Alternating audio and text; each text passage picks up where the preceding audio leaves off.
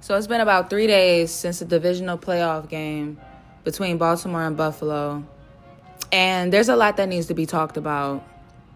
There's a lot of things that's not being said. There's a lot of coddling that's going on.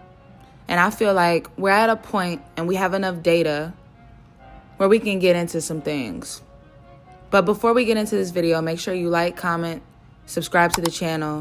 There's a lot more content coming soon. Lamar Jackson, the two-time NFL MVP. More than likely, this will be his third MVP. Has now been sent to Cancun by the Buffalo Bills. And I'm going to preface this by telling y'all, this is not a Lamar Jackson hate video. From one football fan to another, I respect Lamar Jackson.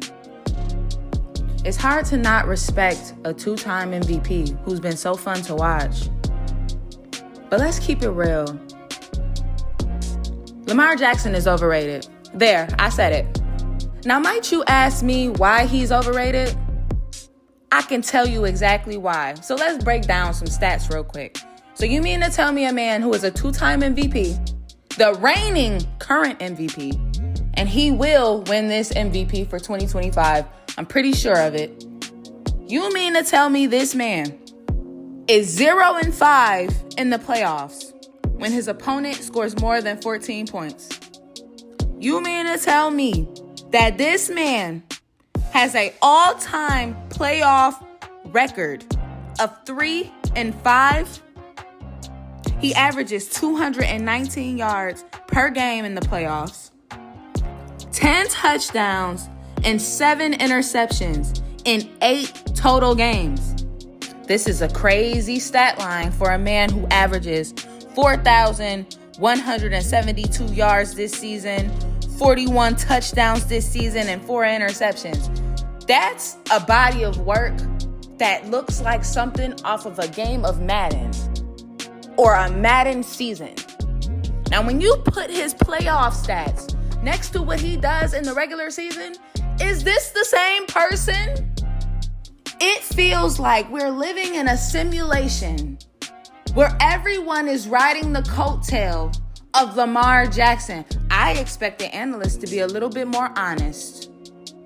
There were some of them who were honest, and then you had others who are scapegoating Mark Andrews. Let's talk about it. Mark Andrews is the scapegoat now because Lamar Jackson had another failed season.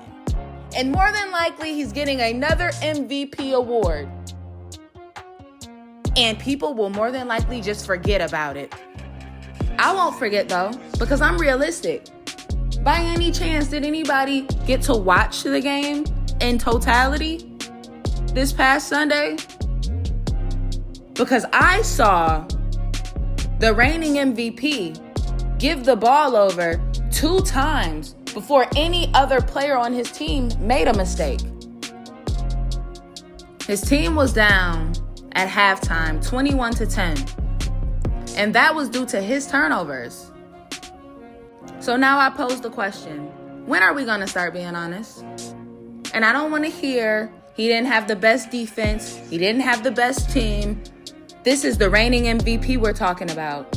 His team has 6 players that were named All-Pros this season, 3 of which are defensive players. He has a future Hall of Famer in his backfield. And you mean to tell me that this is not enough? He's about to win his 3rd MVP trophy.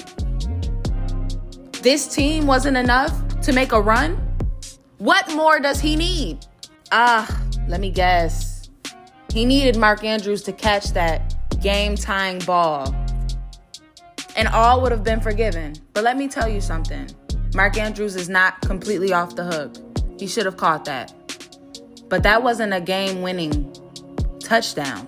That was a game-tying 2-point conversion in which Buffalo would have had a minute and a half with 2 timeouts left just to get into field goal range.